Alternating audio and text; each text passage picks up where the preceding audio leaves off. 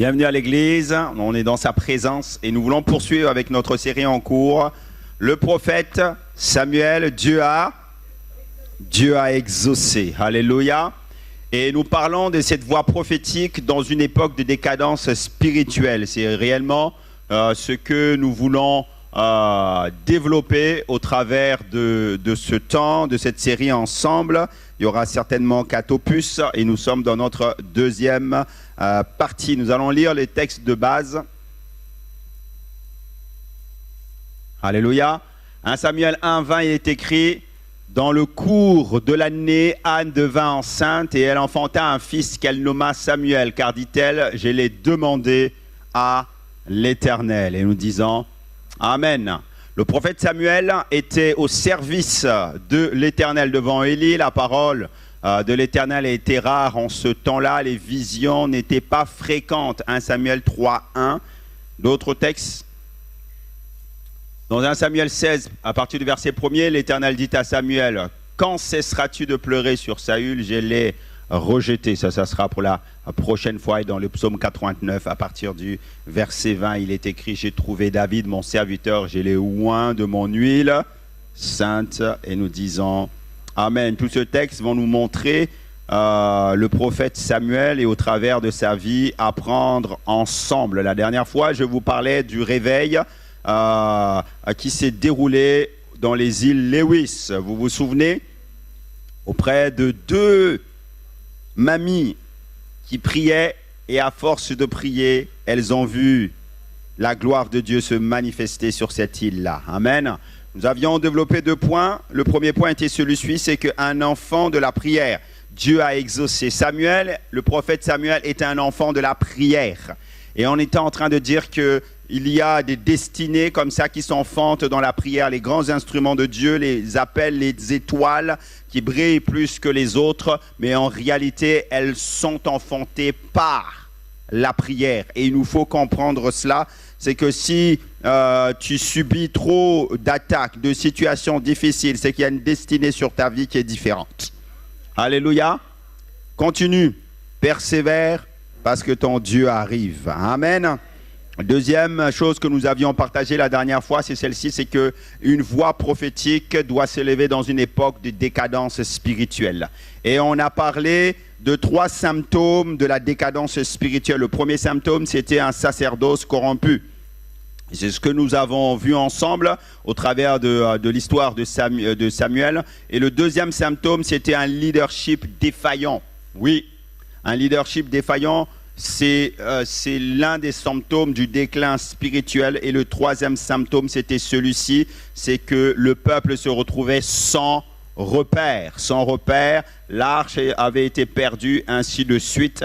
Et il ne faut pas être ce peuple-là qui, à un moment donné, qui est perdu. L'Écriture nous dit que faute de révélation, le peuple est sans frein. Et il nous faut justement être un peuple connecté à Dieu. Amen. Ce matin, j'aimerais poursuivre dans cette troisième partie avec vous, et elle s'intitule ainsi, c'est que j'aimerais voir avec vous les premières leçons du sanctuaire que Samuel a vécu. Quelles ont été les premières leçons du sanctuaire? C'est reconnaître la voix de Dieu. C'est reconnaître la voix de Dieu. Être là dans sa présence, c'est le premier argument que nous allons développer ce matin. Être là dans sa présence. Et on se trouve là dans une scène centrale, l'une des plus belles nuits, on va dire, de la Bible. Quand vous lisez la parole de Dieu, c'est vraiment une nuit vraiment très très belle. Le temple est silencieux. Le sacrificateur Élie est couché. Ses yeux sont éteints, fermés.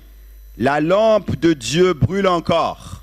J'aimerais dire avec quelqu'un, quelle que soit la nuit, quelle que soit la noirceur qu'il y a, l'Éternel se garde toujours un reste. L'Éternel se garde toujours une lampe qui est allumée. Alléluia. L'Éternel se garde toujours un endroit là où il y a la lumière. L'Éternel se garde toujours un lieu qui est comme un phare. Amen. Alors reçois cette révélation ce matin. La lampe de Dieu brûlait encore. Ça veut dire que l'Esprit de Dieu était toujours en train d'agir malgré la décadence qui était en Israël. Le jeune Samuel dort dans le temple près de l'arche. Et notez ça. C'est qu'il y a une proximité de Samuel près près de l'arche. Il dort près de la présence de Dieu. Il dort près de la présence de Dieu. Mes frères et sœurs, si nous voulons entendre Dieu, soyons dans la présence de Dieu. Soyons au bon moment, au bon endroit, à la bonne heure. Parce que c'est au bon endroit, au bon moment, à la bonne heure que l'Éternel viendra, que ton Dieu viendra, que le Saint-Esprit viendra te dire. Véronique, c'est au bon endroit, à la bonne heure, au bon moment et dans sa présence que la voix de Dieu va se manifester à toi. Alléluia. Soudain, une voix va parler dans la nuit. Samuel, l'enfant se lève et court vers Élie. Me voici, car tu m'as appelé. Non, je n'étais pas appelé. Retourne te coucher. Une deuxième fois, Samuel, il court, va vers Élie. Une troisième fois, Samuel, il court, va vers l'homme. Et le texte nous dit en 1 Samuel 3, 7, et c'est ce que nous avons lu tout à l'heure, Samuel ne connaissait pas encore l'Éternel et la parole de l'Éternel lui avait pas encore été révélée. Arrêtons-nous là. Alors que Dieu l'appelle, alors que Dieu l'interpelle, il pense que c'est la voix de l'homme. Parce qu'il ne connaissait pas encore la voix de l'Éternel. Ce que j'aimerais appuyer ce matin, alors que nous parlons de cela, la première leçon du sanctuaire, la première leçon que Samuel va apprendre dans le sanctuaire, c'est celle-ci. Ça ne fut pas une leçon, on va dire, de prédication. Comment tu dois faire ta prédication, Samuel? Ça n'a pas été une leçon de leadership. Comment tu dois leader désormais en tant que prophète et juge maintenant en Israël? Comment tu dois leader le peuple demain? Non. Ça n'a pas été une leçon sur l'organisation ou la liturgie du culte, comment tu dois organiser le culte, Samuel. Ça n'a pas été une leçon sur comment on fait les sacrifices, comment tu dois organiser les sacrifices dans la maison du Seigneur. Non, il connaissait déjà tout cela parce que depuis son enfance, il avait été consacré à l'Éternel. Il portait déjà l'éphod, même s'il était tout petit, il connaissait déjà tout cela. La première leçon qu'il va apprendre, ce n'est pas celle-là. La première leçon qu'il va apprendre à l'école du sanctuaire, ce fut de connaître la voix de Dieu. Et bien plus, ce fut de distinguer la voix de Dieu de celle de l'homme. Voilà la première leçon que le prophète Samuel va apprendre dans le temple. 3 fois, Dieu va l'interpeller. 3 fois, Dieu va parler. Et 3 fois, Samuel va courir vers un homme. Il confondait la voix du ciel avec la voix d'Élie. Je parle à quelqu'un ce matin. J'ai dit à cette personne-là, arrête de confondre la voix de l'homme avec celle de Dieu. Arrête de confondre ta propre voix, et on va le voir, avec celle de Dieu. Samuel ne connaissait pas encore la voix de l'Éternel, parce que cette voix, lui, n'avait pas encore été révélée. Et vous comprenez bien que il y a là comme une sorte de gravité de la chose. Et cette gravité, c'est celle-ci, c'est qu'on peut être l'enfant de l'exaucement. On peut être né dans la prière. Parce qu'à ta naissance, il y a eu un miracle. Tes parents ont prié pour que tu sois là. Tu peux être l'enfant de l'exaucement. Tu peux être l'enfant de la prière. Tu peux être consacré à Dieu dès ton enfance. Parce que tes parents, alors qu'ils ont vécu cette situation difficile, ils ont vécu le miracle de Dieu, ils t'ont consacré à l'Éternel. Tu peux être cette personne-là. Tu peux être fidèle au service dans la maison de Dieu, venir dans ce lieu et servir Dieu. Tu peux dormir même près de l'arche. Tu peux dormir même dans l'église. Certains d'entre vous, lorsque vous venez dans les cultes, c'est bien lorsque Dieu souffle. Ah, des fois c'est tellement bon. Ah, c'est bien dans la présence de Dieu. Et on peut s'assoupir là. C'est bon. Il n'y a rien de mal à cela. que la présence de Dieu est tellement reposante. Et on peut dormir dans la maison de Dieu et prier dans la maison de Dieu. Alléluia. Mais ne pas reconnaître la voix de Dieu. Et ça, c'était les débuts de Samuel. On peut servir Dieu et ne pas encore connaître le Dieu que nous servons. Waouh! On peut fréquenter le temple, l'église, et écoutez-moi bien, et ne pas fréquenter la voix de Dieu. Tu fréquentes l'église, tu fréquentes le temple, mais tu ne fréquentes pas encore la voix de Dieu. Combien d'entre nous en sont là? Combien confondent aujourd'hui la voix de Dieu avec la voix de leur propre désir? Combien? Combien confondent la voix de Dieu avec leur propre conviction? Dieu m'a parlé. Voix de Dieu ou ta propre conviction? Je sens. Voix de Dieu ou ta propre envie? J'aimerais dire à quelqu'un que deux fois nos envies là sont tellement fortes, tellement pressants, que nous pouvons confondre cette conviction avec la voix de Dieu. Avec la voix de Dieu.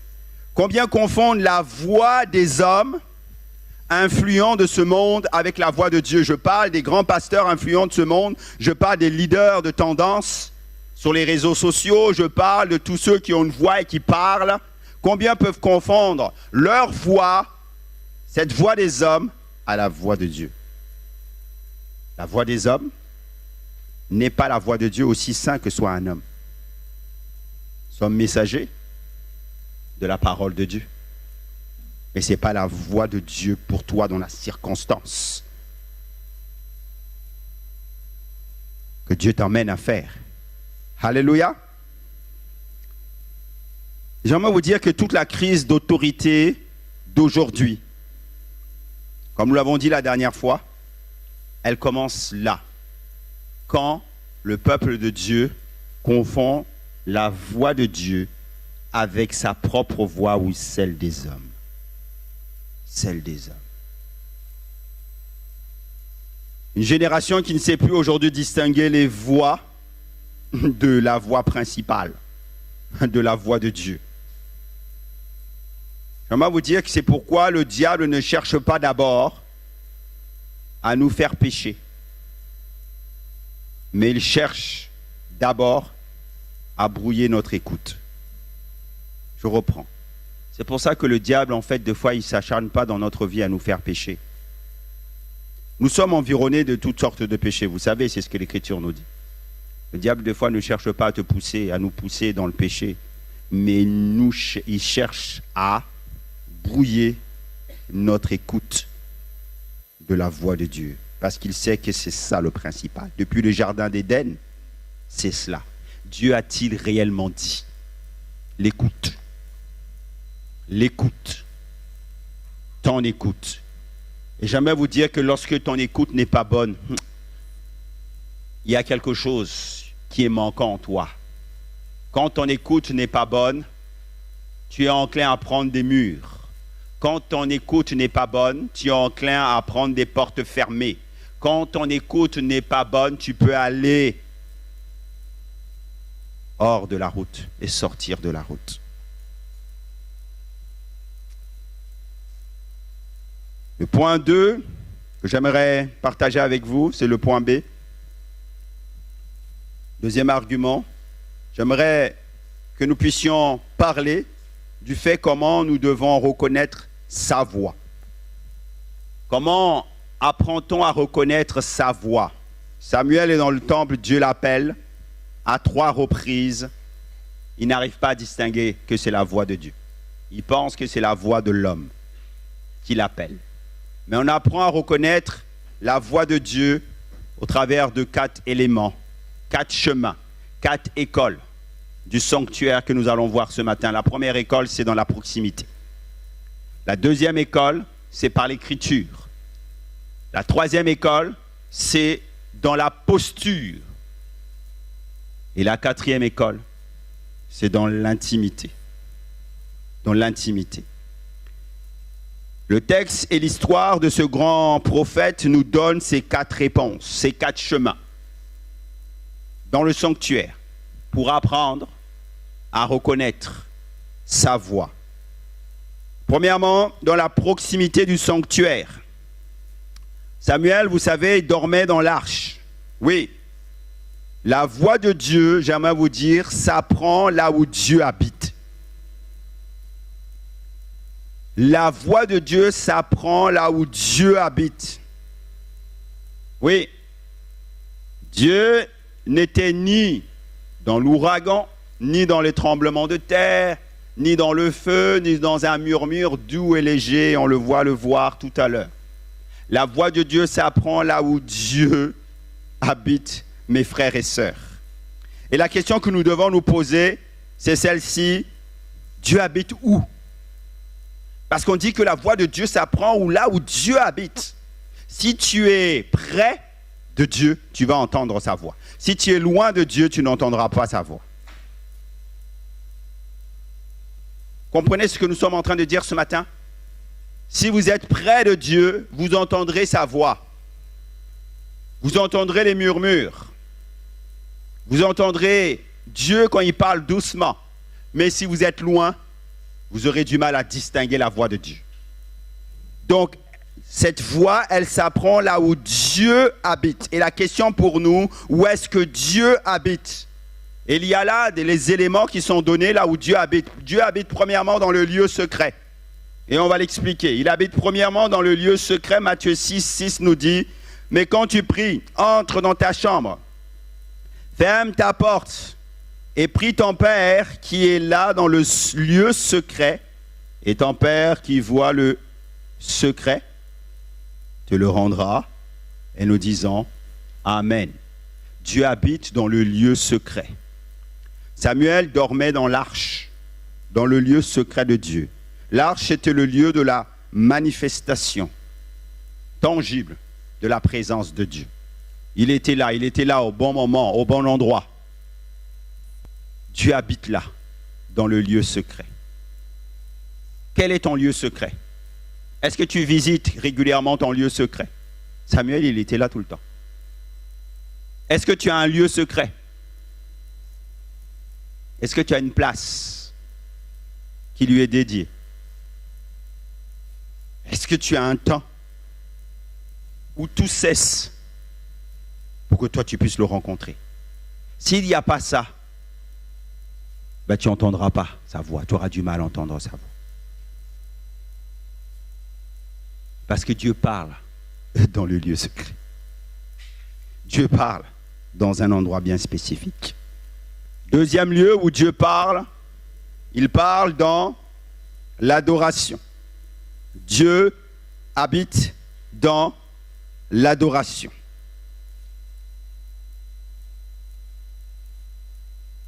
Samuel avait appris à organiser le temple, il avait appris à chanter avec les sacrificateurs, il avait appris à être là, à adorer le roi des rois, le Seigneur de gloire.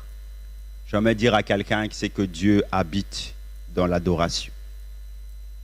Dieu habite dans ces moments de qualité que tu vas avoir avec lui, ou lorsque les situations de vie là sont en train de t'oppresser, que tu n'arrives même pas à prier. À ce moment-là, il y a une louange qui sort de ton cœur, où tu vas dire, il est exalté, le roi est au-dessus des cieux. Je veux le louer, il est élevé à jamais, exalté. Je loue son saint nom.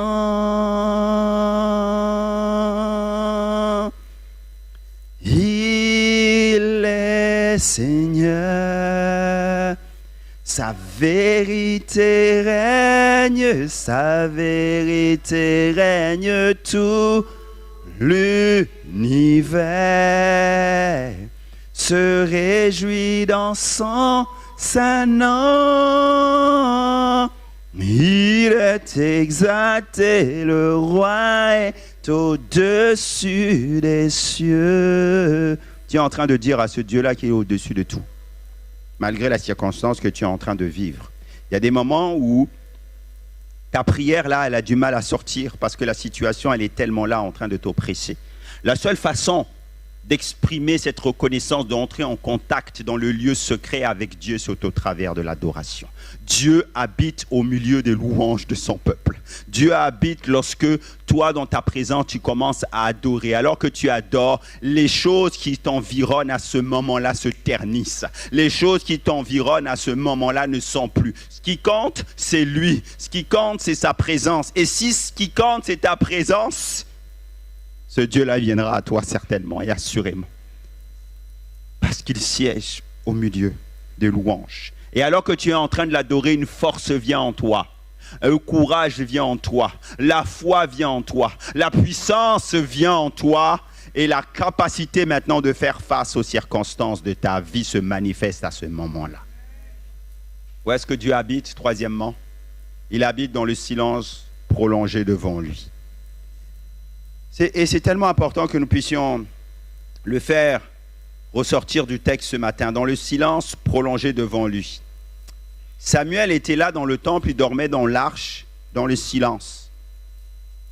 Il n'était pas dans sa chambre, il dormait là, dans le silence de la présence de Dieu, parce qu'il savait que c'est là où Dieu se manifestait.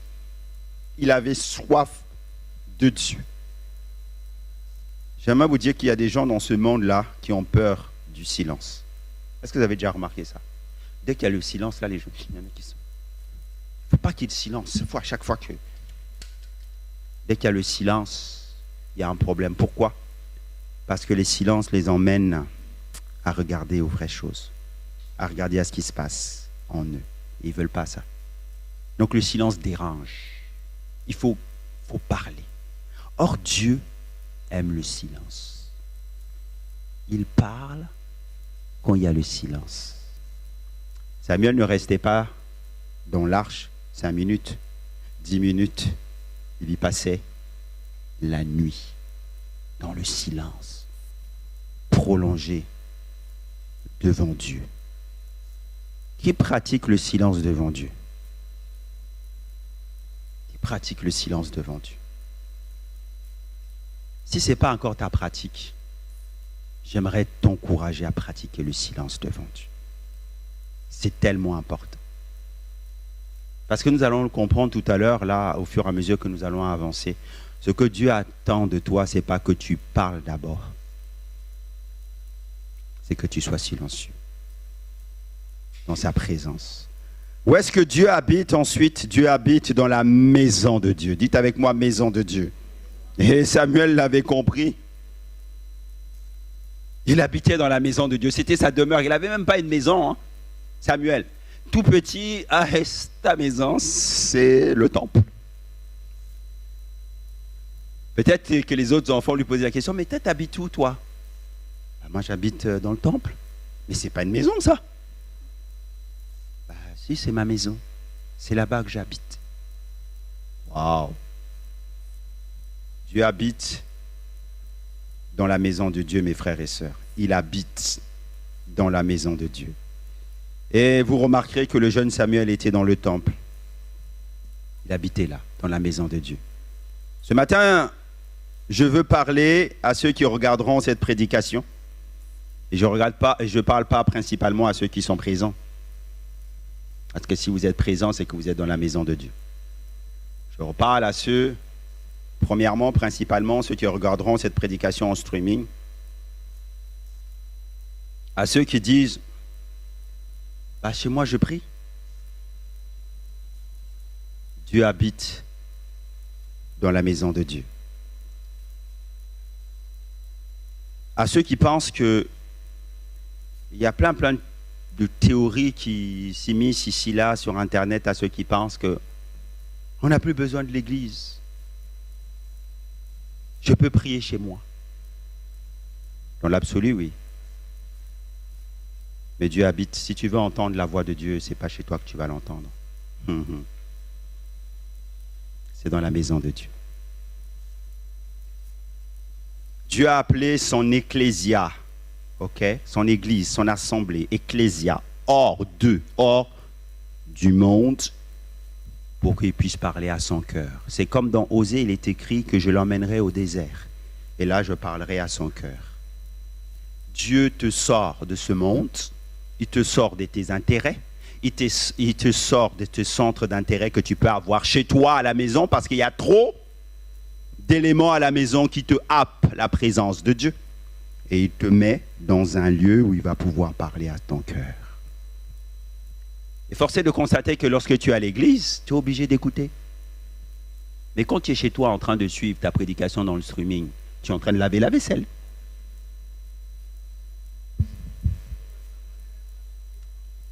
Oui, maman, c'est ça, le téléphone dérange. Et après, à chaque fois, tu es obligé de faire pause. Et après, là, ce que Dieu est en train de te dire est parti. Après, tu recommences. Après, tu... Wow! Ça, là, c'est le complément que tu dois avoir après avoir reçu la nourriture du ciel. Hey. Mais le principal, c'est d'abord de te focaliser. Maintenant, je te pose la question, je vais encore beaucoup plus loin. Quand tu es chez toi et que tu ne viens pas dans la maison de Dieu, qui va te motiver?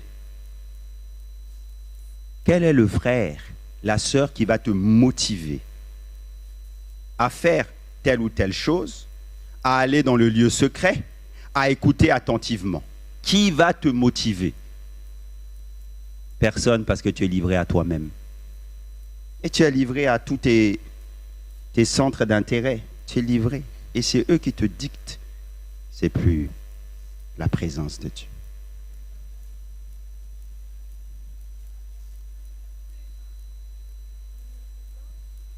C'est ça complètement. Vous comprenez? Donnons une illustration. Élie va la prendre. Il est à Horeb. C'est dans 1 Roi 19, 12. Le texte y était précédemment. Et l'Écriture nous dit que, alors qu'il est découragé, alors qu'il est en dépression, alors qu'il est fatigué dans le ministère, alors qu'il n'en peut plus, alors qu'il a une menace de mort sur sa vie, alors que son cœur bat la chamade, pas dans le bon sens, alors qu'il est complètement en miettes, il se retrouve à Horeb, et là, il y a des manifestations de Dieu. Et souvent, Dieu se manifeste sous différentes formes dans notre vie. Il est écrit que Dieu parle tantôt d'une manière, tantôt d'une autre. C'est seulement ceux qui arrivent à tendre l'oreille qui entendent sa voix et ce que Dieu veut te dire dans la circonstance présente. Mais l'Écriture nous apprend que Dieu, en parlant d'Élie, n'était pas dans l'ouragan. Dieu n'était pas dans le tremblement de terre, parce qu'il va y avoir plusieurs de ces manifestations. Dieu n'était pas dans le feu, mais il était dans un murmure doué, d'où l'importance de tendre l'oreille, parce que si tu ne tends pas l'oreille, tu ne peux pas entendre le murmure doux et léger de Dieu. Et souvent, Dieu, il parle comme ça, il ne parle pas dans les grandes phrases. Oh, c'est rare. Un murmure ne s'entend que de près. Il fallait qu'il soit près de Dieu. Et c'est ça ce que Dieu voulait faire avec son serviteur. Il voulait l'emmener à être plus près de lui. C'est Blaise Pascal qui dit dans ses pensées que tout le malheur des hommes vient d'une seule chose: ne pas savoir demeurer en repos dans une chambre. Tout le malheur des hommes vient d'une seule chose: ne pas savoir demeurer en repos dans une chambre. J'aimerais vous dire que notre génération d'aujourd'hui, là, elle est saturée d'écran. Et elle a désappris quoi? Elle a désappris le silence. Vous sortez dehors, pas que du bruit. À tel point qu'aujourd'hui, il y a des gens même qui payent des stages pour aller loin dans la campagne, pour ne plus entendre du bruit. Et après là, on te dit, oui, tu dois laisser ton téléphone. Ah, je laisse mon téléphone. Mais il faut payer pour ça. Alors que toi, tu peux connecter avec Dieu sans payer. Le monde tourne pas bien. Apprends à faire ça. Apprends à faire ça et je te garantis que ton âme et ta vie vont mieux se porter. Parce que tu vas entendre la voix de Dieu. Alléluia. Deuxièmement, comment apprendrons à reconnaître la voix de Dieu? On a dit premièrement dans la proximité du sanctuaire. Deuxièmement, par l'écriture.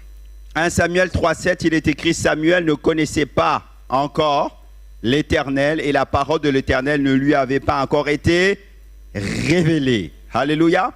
Et ce verset 7, en réalité, tu peux le mettre en parallèle entre le fait de connaître l'Éternel et la parole de l'Éternel qui est révélée. Oh, connaître Dieu et révélation de la parole. Donc du coup, si je reprends Samuel, Samuel connaissait Dieu, il était habitué à Dieu, il savait que c'était El Shaddai, il savait que c'était Adonai, c'est comme ça que les Juifs l'appelaient. Il habitait dans le temple, il était à son service, et il connaissait Dieu, mais la parole de l'Éternel ne lui avait pas encore été. C'est deux choses différentes. Et souvent dans notre vie, nous fonctionnons comme ça. Et peut-être que suite à ce message-là, nous allons comprendre la différence. C'est que la voix de Dieu ne contredit jamais la parole de Dieu. La voix de Dieu ne contredit jamais la parole de Dieu, mon frère, ma soeur. La voix de Dieu ne contredit jamais la parole de Dieu. Ou autrement, la parole prophétique Réma ne contredit jamais la parole structuraire Logos. Donc si toi, tu as reçu des révélations de Dieu qui à un moment donné ne collent pas avec la parole de Dieu, tu viens voir le pasteur et tu dis: pasteur, je ne comprends pas, Dieu m'a dit ça, mais j'ai l'impression que lorsque je lis la parole de Dieu, ce n'est pas ça. Ce matin, je te dis qu'en fait, c'est ta conviction personnelle qui est en train de parler. Ce n'est pas la voix de l'Éternel. C'est tes propres désirs. Parce que la voix de Dieu ne contredit jamais la parole de Dieu. Et c'est ça qu'il nous faut bien comprendre, mes frères et sœurs. J'aimerais donner une illustration de la vie courante.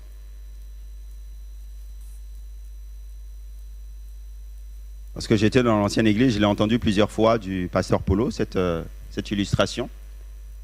Souvent, il nous disait que comment on forme des agents de banque pour détecter les faux billets. Ah, il y en a, ah oui, c'est vrai qu'on a des banquiers au milieu de nous, on a des gens qui...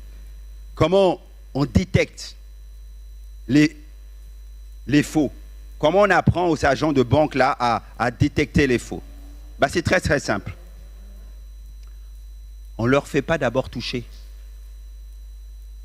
le faux.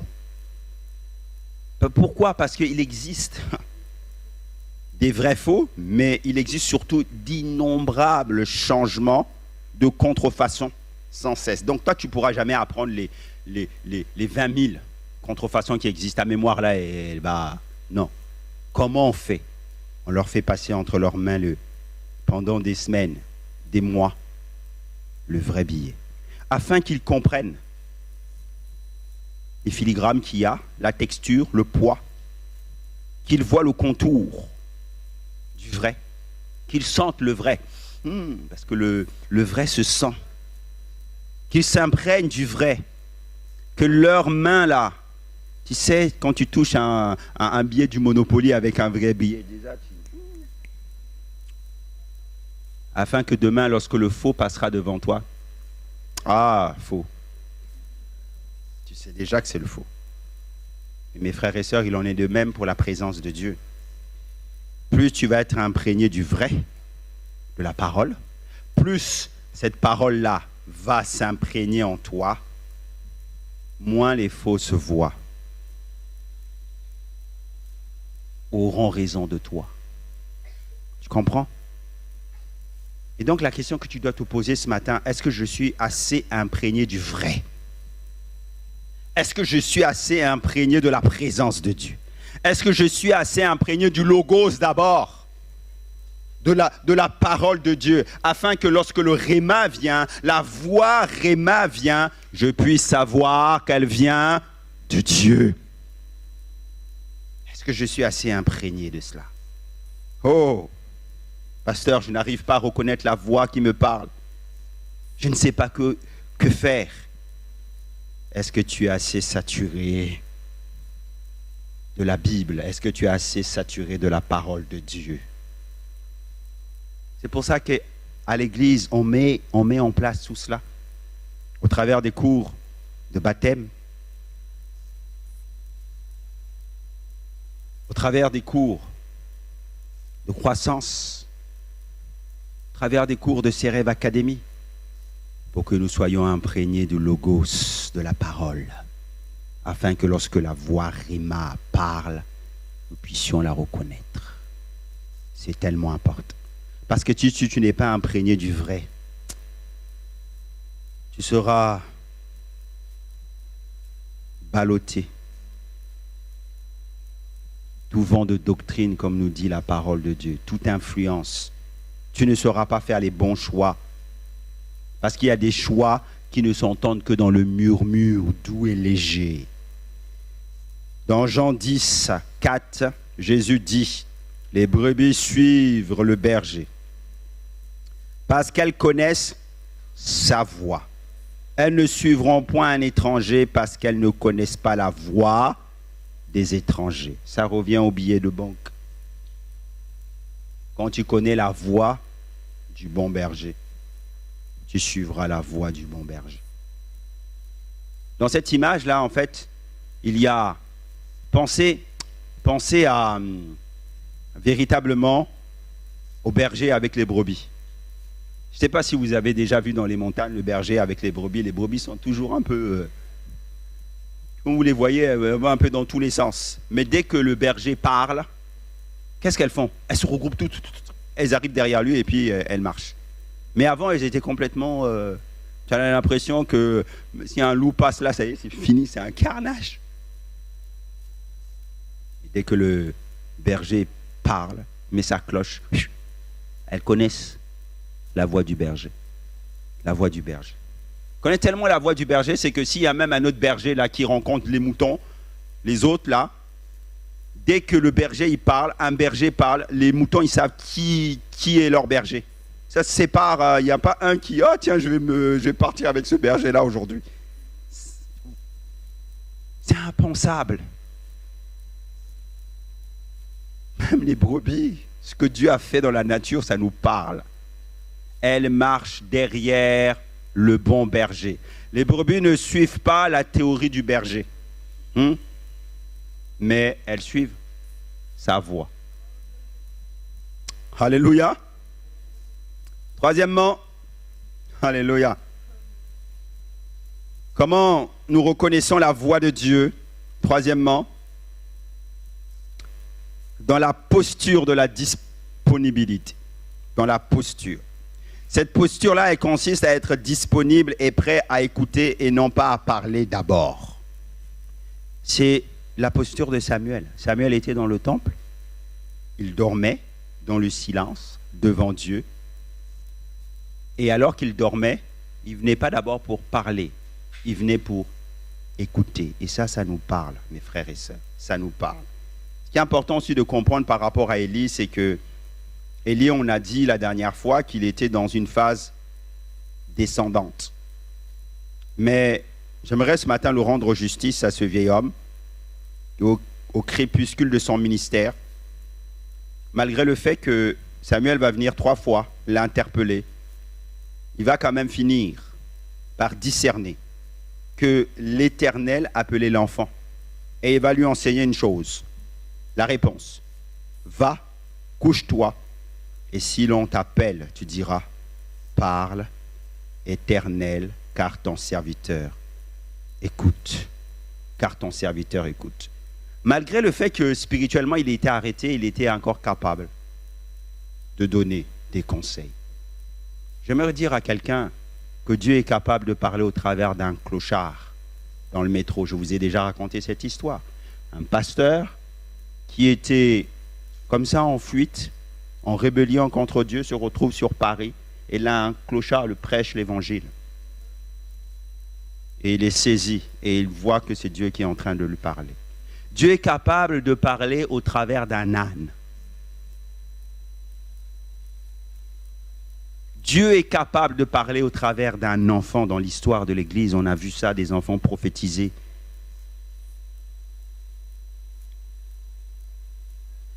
Et les Huguenots être épargnés de certaines situations. Et Dieu dit que si vous ne me louez pas, je suis capable de susciter des pierres qui vont avoir des bouches et qui vont vous parler. Oh, ok. Élie est sur une phase descendante. Pourtant, il donne cette parole pleine de sagesse à Samuel qui était en train de monter. Et c'est tellement important de comprendre ça.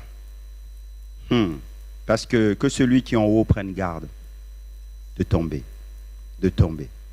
La vérité d'aujourd'hui ne sera pas la vérité de demain. C'est pour ça que l'Écriture nous dit veillez et priez. Veillez et priez. Alléluia. Remarquez d'abord l'ordre des mots. Élie va lui dire, parle, ton serviteur, écoute.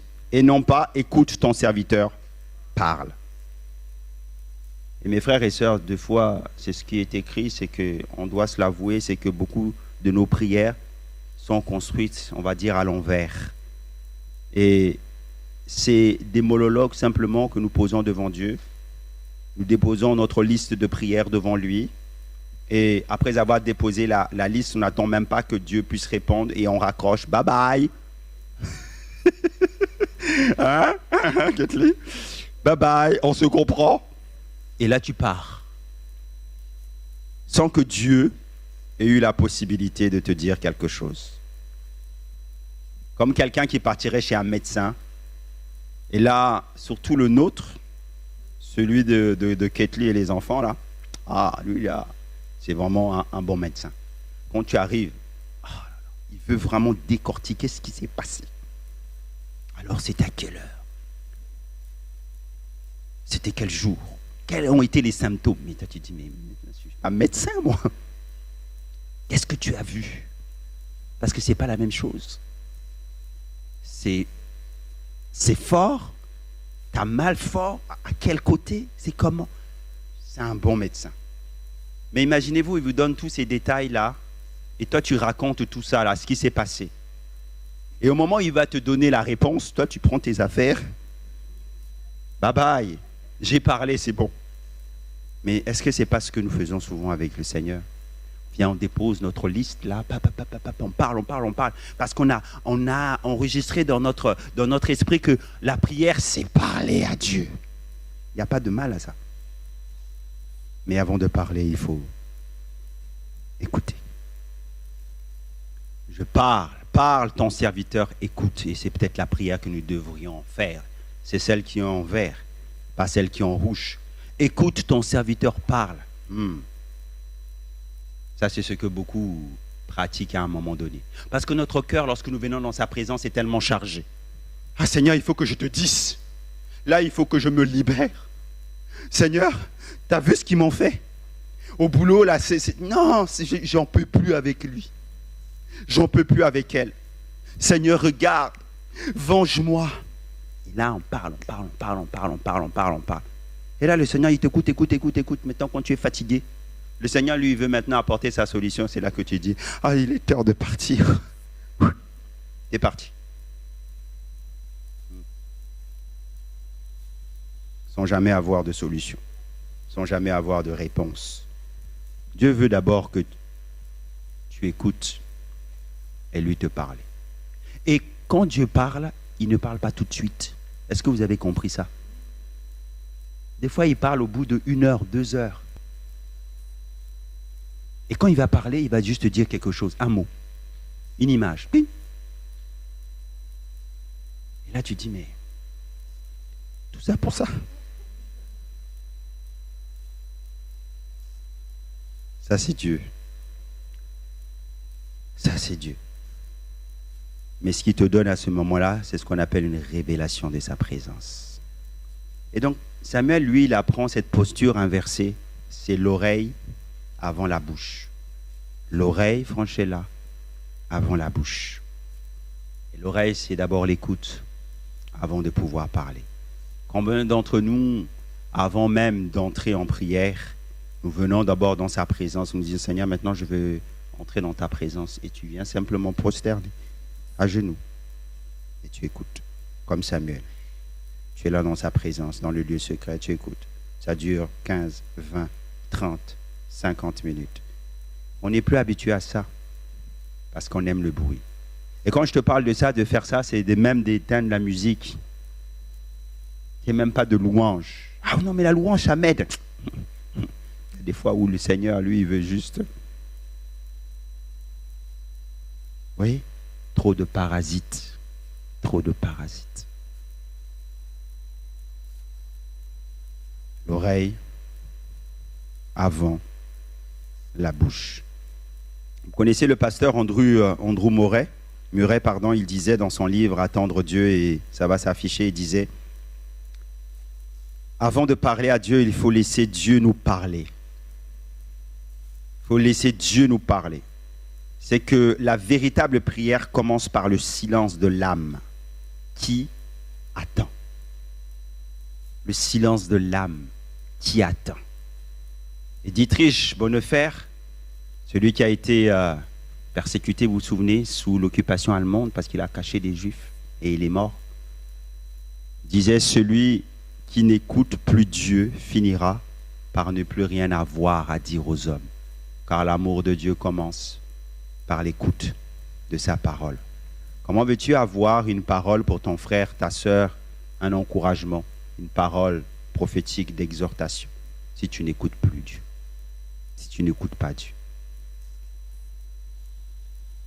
Il y a des vies, écoutez-moi, qui sont desséchées à un moment donné. Quand tu sens qu'il y a un dessèchement en toi, c'est qu'en réalité, tu ne fais plus ce que nous sommes en train de dire. C'est que tu as trop l'habitude de venir avec ta liste devant le Seigneur. Tu es dans une posture où tu viens à chaque fois quand tu pries, tu viens seulement déposer tes plaintes. Tu viens seulement, tu n'écoutes plus assez. Parce que quand tu écoutes, Dieu va même t'orienter de la meilleure façon qu'il veut vivre ce temps, ce moment, cette heure que tu as prévue avec lui. Il va te dire que maintenant, prends la louange, prends ce chant, il y a quelque chose qui va se passer dans ta vie. Prie pour un tel, il y a quelque chose qui va se passer. Agis ainsi. L'écoute. Désormais, viens pour écouter. Je vous annonce que souvent maintenant, dans nos réunions de prière, dans nos LPG, dans nos chapelles ardentes, on commencera d'abord par entendre. On commencera d'abord par entendre ce que Dieu veut, ce que le Saint-Esprit veut nous dire, veut nous communiquer. Venons pas avec nos feuilles de route déjà toutes faites. Ah, ça là, c'était... Non, venons d'abord, Seigneur. Qu'est-ce que tu veux qu'on puisse faire? Soyons comme Samuel dans le temple. Alléluia. Là, ça sera la rentrée. Que le Seigneur vraiment nous emmène plus loin. Alléluia. L'autre remarque que je voudrais faire avant de passer au 4e point. Il y a quelque chose de très très intéressant. Vous savez que Dieu appelle Samuel à 3 reprises. Et à 3 reprises, il prend la voix de Dieu, il se trompe. Il prend la voix de Dieu pour la voix de l'homme. Mais quand vous lisez bien le texte au verset 10,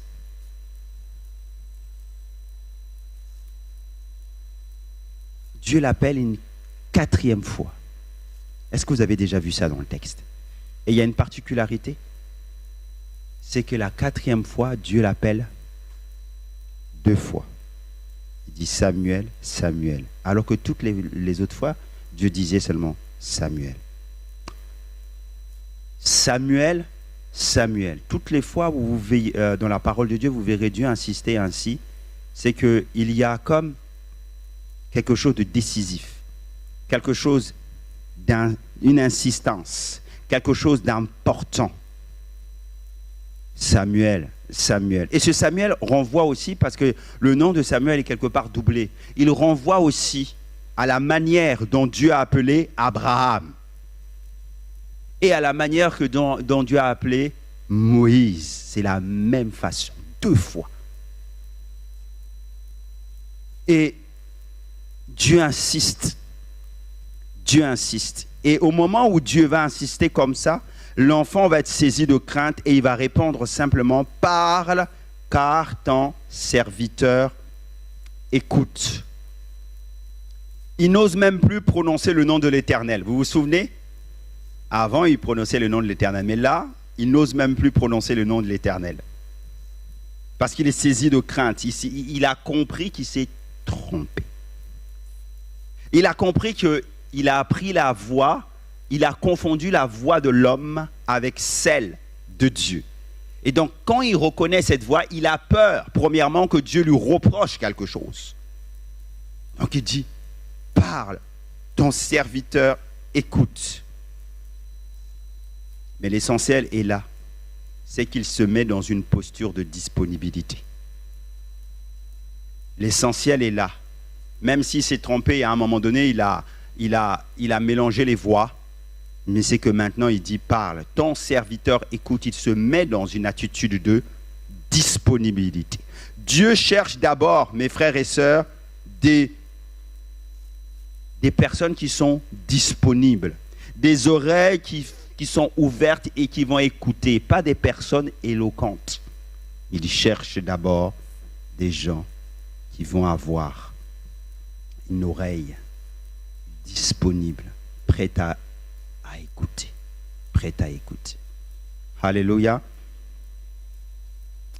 Nous sommes la génération la plus connectée de l'histoire. Et j'aimerais vous dire que alors que nous sommes la génération la plus connectée de l'histoire, nous sommes certainement la génération la plus sourde aussi. Est-ce que vous voyez ce que je veux dire? Pourquoi? Parce que plus il y a des voix, moins la voix de Dieu se fait entendre. Auparavant, en fait, il n'y avait pas tout ça. Hein. Il n'y avait pas tout ça. Tu pouvais rechercher le calme et laisser Dieu te parler. Mais aujourd'hui, pour chercher ça, il faut se lever vraiment de bonheur. Hein. Là, il y a vraiment le silence, là. Là où tu peux dire, ah, je vais essayer d'entendre Dieu. C'est devenu tellement difficile. Et donc, tout l'art de la vie chrétienne, mes frères et sœurs, consiste à régler chaque jour ce problème-là et à se régler sur la fréquence du ciel pour entendre. Vous vous souvenez, dans l'ancien temps, il y a une époque, à quelques décennies en arrière, on avait des radios. On appelait ça des transistors. Transistors, voilà. Il fallait régler pour avoir la bonne fréquence. C'est pas aujourd'hui, là, tu as RDS, ça se capte facilement. OK? Tu as même le numéro de la chaîne. Oh, le nom de la chaîne qui apparaît. Oh, même le nom de la parole. Oh, tu as tout. Tu as même l'image. Avant, il fallait régler. Et il fallait que tu connaisses la fréquence. Parce que si tu ne la connaissais pas, tu allais loin. Et puis, il y en a qui ne trouvaient pas la fréquence. Pourtant, elle était là. On te disait 107.7.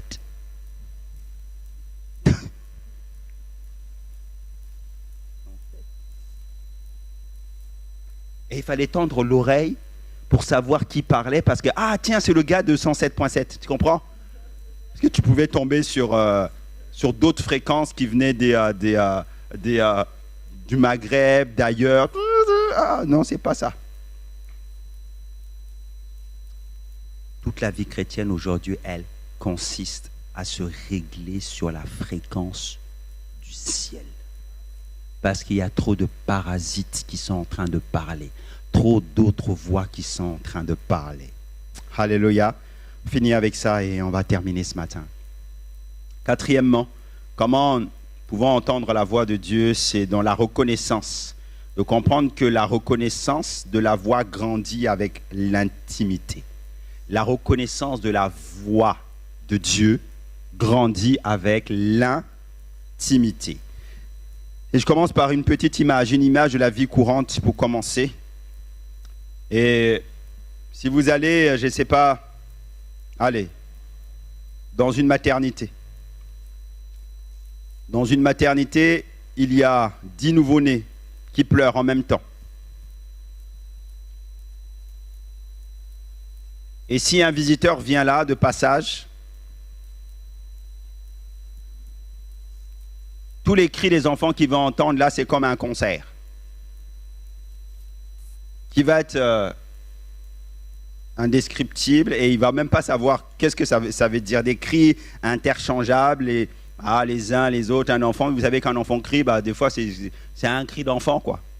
C'est un cri d'enfant. Mais si au bout du couloir il y a une maman qui venait de donner naissance, elle est somnolente, elle est fatiguée, et soudainement, alors que les enfants sont en train de crier, elle va dire c'est le mien qui crie là-bas. Pourquoi? Elle va reconnaître, même alors que l'enfant vient de naître, elle va savoir le son de sa voix. Personne ne lui a donné des cours pour cela. Personne ne lui a dit non, tu es un enfant, ça crie de cette façon. Non, pas de manuel. Mais elle va simplement se caler sur la fréquence de l'enfant et entendre le cri et savoir que c'est l'enfant parce qu'elle a dû une connexion avec cet enfant-là. Déjà pendant les 9 mois de la gestation, mais aussi lorsque l'enfant a commencé à naître, elle a appris à entendre sa voix et à savoir comment cet enfant écrit. Même au milieu de 10 enfants qui ont crié, elle connaît la voix de son bébé. Vous comprenez ça? La reconnaissance de la voix grandit avec l'intimité. Comme la maman, elle a passé les premiers jours là, les premières heures avec l'enfant. Elle sait comment son enfant fonctionne, elle sait comment son enfant crie. Il y a cette phrase-là qui va maintenant s'afficher, elle est très très importante. L'intimité crée la reconnaissance. L'intimité crée la reconnaissance de la voix. La reconnaissance de quoi? La reconnaissance de la voix de Dieu. L'intimité crée la reconnaissance. Si tu as du mal à entendre la voix de Dieu, c'est qu'il n'y a pas encore assez d'intimité. L'intimité, c'est que en fait, tu n'es pas assez près. Il y a dans l'image, je n'avais pas prévu de vous dire ça, dans les évangiles, la posture que Jean avait. Il avait ses oreilles sur le cœur, la poitrine de Jésus. Et c'est comme ça qu'il dormait. À lui, il a eu vraiment une belle place. C'est pas pour rien qu'il est appelé l'apôtre de l'amour. Parce qu'il a capté l'essentiel. C'est que Dieu est amour. Dieu est amour. L'intimité crée la reconnaissance de la voix. On ne reconnaît que ce que l'on fréquente, mes frères et sœurs. Ah oui. Et il en va de même pour la voix de Dieu. Plus tu la fréquentes, plus tu vas la reconnaître. Comme par exemple le visage d'un ami, comme le visage d'une fiancée, comme le visage d'un mari ou d'une femme ou d'une épouse. Plus tu passes du temps avec lui ou avec elle, plus sa voix devient familière, reconnaissable et quelquefois elle devient confortable. Plus tu passes du temps avec Dieu, plus aussi sa voix peut devenir inconfortable pour toi. C'est pour ça que les gens de ce monde ont peur. C'est pour ça que des fois certains chrétiens ont peur. Parce que plus ils sont dans l'intimité de Dieu, plus cette voix devient inconfortable. Parce que cette voix, elle va te murmurer à l'oreille. T'as vu ça? Change.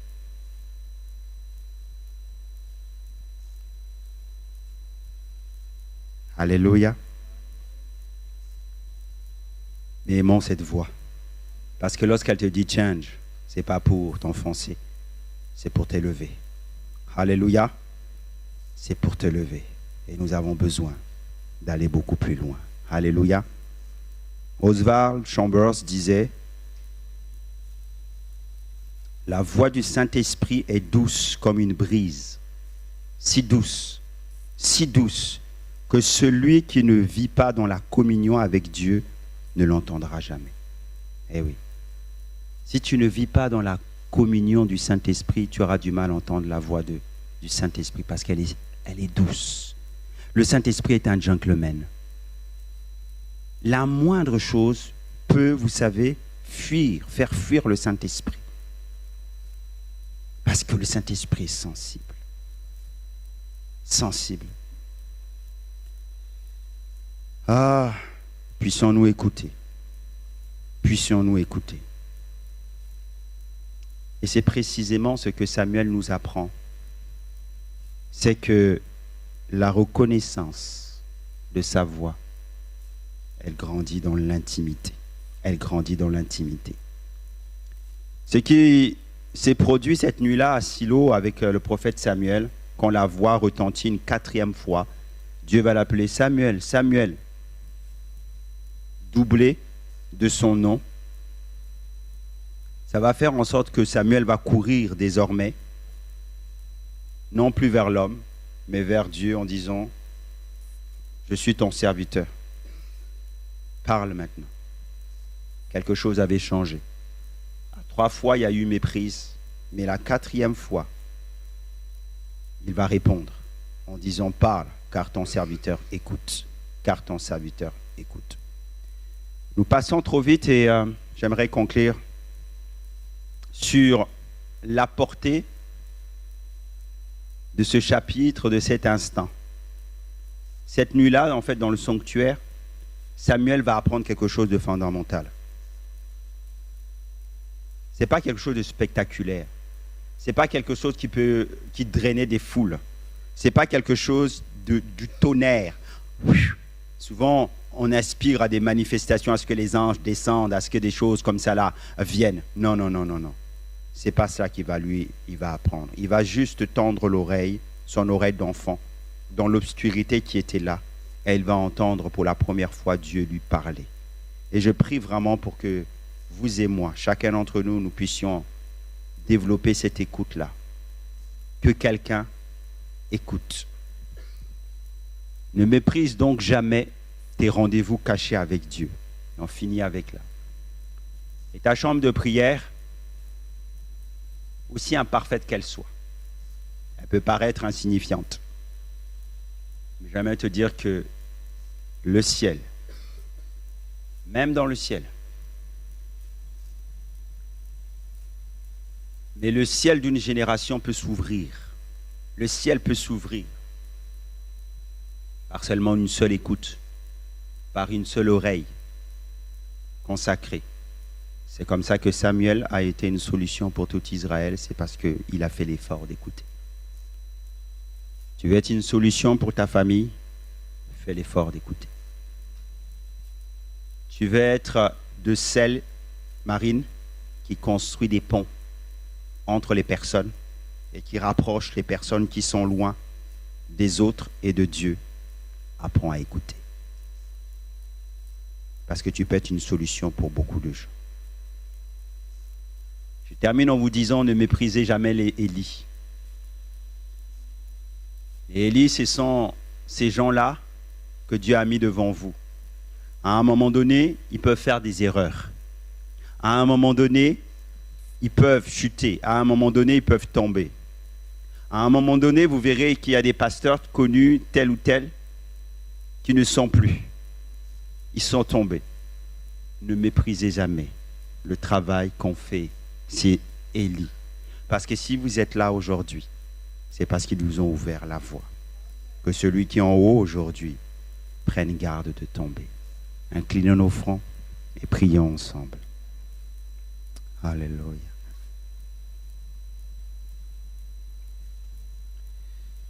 Je veux que ma vie soit remplie. Je veux que ma vie soit remplie. Je veux que tout mon être soit rempli du Saint-Esprit.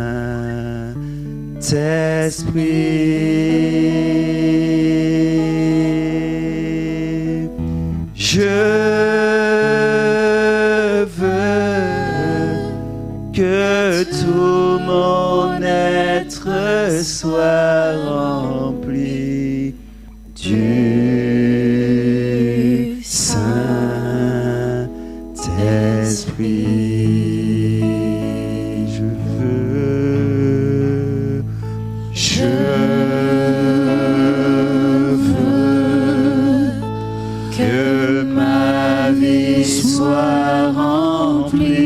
soit ta prière ce matin. Je veux que ma vie soit remplie. Je veux que tout mon être soit rempli du Saint-Esprit.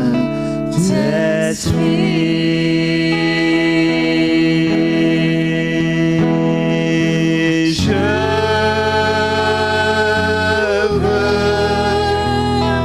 que tout mon être soit rempli du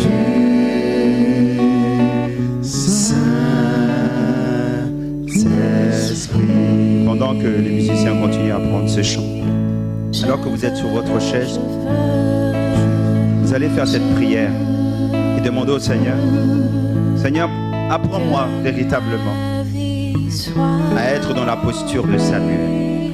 Apprends-moi à discerner ta voix des autres voix. Apprends-moi à discerner ta voix de ma voix intérieure, de mes propres désirs, de mes propres convictions,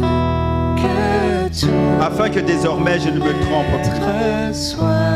Seigneur, sature-moi de ta présence, sature-moi de ta parole, afin que la voix du Saint-Esprit se distingue clairement dans ma vie. Commencez à prier alors que les musiciens sont en train de chanter. C'est un moment pour vous, c'est un moment pour vous. Connectez-vous sur la fréquence du ciel. Quelqu'un cherche peut-être une orientation par rapport à l'année prochaine. Est-ce que tu sais que le Saint-Esprit est capable de te révéler cette orientation? Connecte-toi sur la fréquence du ciel. Connecte-toi sur la fréquence du ciel. Il y a une feuille de route, une FDR que Dieu a prévue pour toi, avec des étapes bien particulières. Oh oui, s'il pouvait te faire acheter les temps, s'il pouvait te garder de certaines difficultés, c'est possible, c'est possible. Ah oui, pour cela, demande que ta vie soit remplie. Demande que le Saint-Esprit mette en lumière sa parole dans ta vie. Demande que toutes les autres voix se taisent afin que la voix du Saint-Esprit puisse parler. Demande à cet instant. Yes, du Saint-Esprit.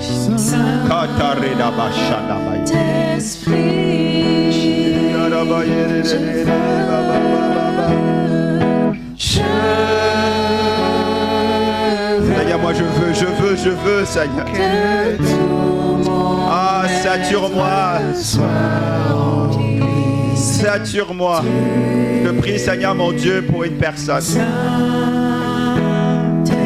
pour un frère, pour une sœur qui s'est trompé beaucoup et qui a tourné en rang.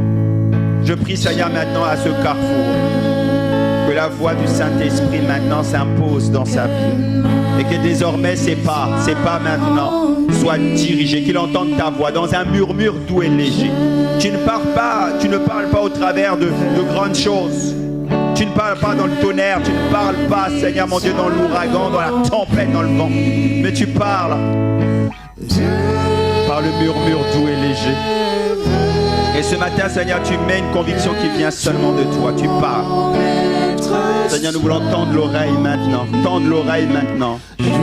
du Saint-Esprit. Quelqu'un a besoin d'une indication pour un projet. Quelqu'un cherche une ouverture par rapport à son projet. Quelqu'un cherche une orientation professionnelle bien précise à la rentrée. Quelqu'un est en train de se dire que mes études ne servent à rien, j'ai besoin d'autre chose. Le Saint-Esprit va te révéler. Quelqu'un cherche une solution bien précise de l'endroit où il doit être. Le Seigneur est capable de te révéler ça. Quelqu'un cherche maintenant une orientation par rapport à sa vie de couple. Maintenant, le Seigneur veut déposer quelque chose, une conviction sur ton cœur. Pas celle des hommes, mais la conviction qui vient de lui. Et tu vas la recevoir. Ouvre tes oreilles. Connecte-toi à cette fréquence du ciel. Quelqu'un cherche une solution pour être un instrument de bénédiction au sein de sa famille. Le Seigneur veut déposer quelque chose, une conviction ce matin. Une conviction ce matin. Quelqu'un dit que sa vie n'a plus de saveur, il manque quelque chose.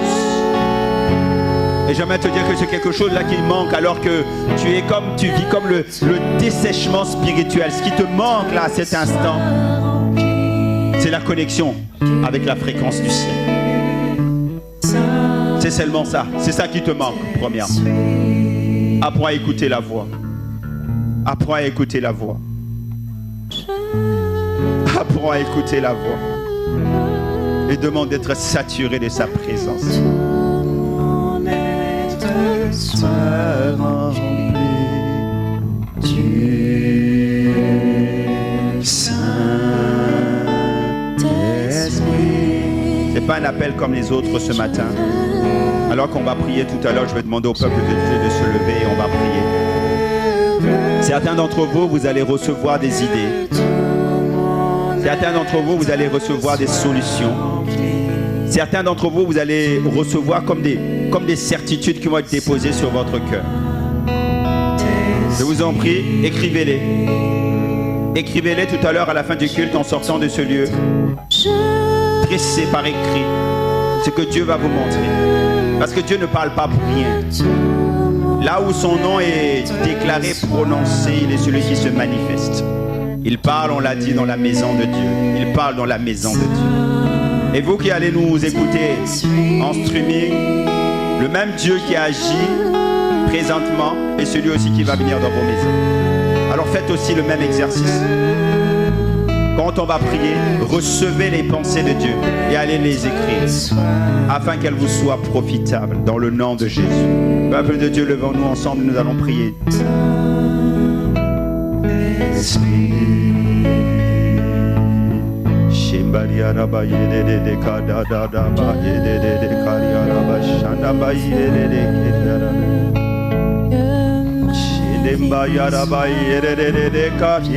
Seigneur, je prie maintenant pour le peuple de Dieu. Seigneur, on est debout devant toi comme un seul homme, une seule église, Seigneur. Et alors que nous venons dans ta présence, nous savons, Seigneur, que c'est toi qui touches maintenant. Nous prions, Seigneur mon Dieu, pour une impartation. Nous prions, Seigneur mon Dieu, pour une imposition. Nous prions, Seigneur mon Dieu, pour que tu impactes nos vies maintenant à cet instant. Seigneur, rends nos oreilles sensibles à ta voix. Ferme nos oreilles, Seigneur, aux voix qui ne sont pas les tiennes. Merci, Seigneur mon Dieu, parce que tu communiques, Seigneur, les pensées qui viennent de toi. Les pensées qui viennent de toi dans le nom de Jésus. Tu communiques les pensées qui viennent de toi dans le nom de Jésus. Yes. Tu communiques, Seigneur, les choses qui viennent de toi dans le nom de Jésus. Yes. Tu communiques maintenant à cet instant, Seigneur, les pensées. Tu communiques, Seigneur mon Dieu, des éléments. Tu communiques, Seigneur mon Dieu, des choses. Tu communiques maintenant, Seigneur mon Dieu. Tu communiques, Seigneur, des idées qui viennent de toi pour faire telle ou telle chose. Tu donnes des clés. Tu donnes des clés. Tu donnes, Seigneur mon Dieu, des solutions. Tu es, Seigneur, en train de donner aussi des dons, de relâcher, Seigneur, des grâces spéciales. Seigneur, l'écoute de ta voix nous fait accélérer. Seigneur, merci parce que tu es celui qui corrige. Tu corriges, Seigneur mon Dieu, les chemins, Seigneur mon Dieu, qui ont été mal pris. Et tu rachètes le temps à cet instant. Prions, Seigneur, pour que le Dieu là, qui est capable de faire infiniment, au-delà de ce que nous pouvons penser et imaginer, se manifeste dans notre vie. À cet instant. Et dans la suite, dans le nom de Jésus. Samuel, Dieu a exaucé. Et Dieu a exaucé, Seigneur, ce matin. Concrètement, Seigneur, en venant déposer des convictions. Tu vas voir l'accélération de ce que tu es en train d'entreprendre. Tu vas voir l'accélération de tes projets. Tu vas voir l'accélération de cet achat. Tu vas voir l'accélération de cet achat immobilier. Tu vas voir l'accélération de ce que tu es en train d'entreprendre. Tu vas voir tes recherches être orientées différemment afin que la victoire vienne dans le nom de Jésus. Amen, amen. Est-ce qu'on peut acclamer le Seigneur? Yes.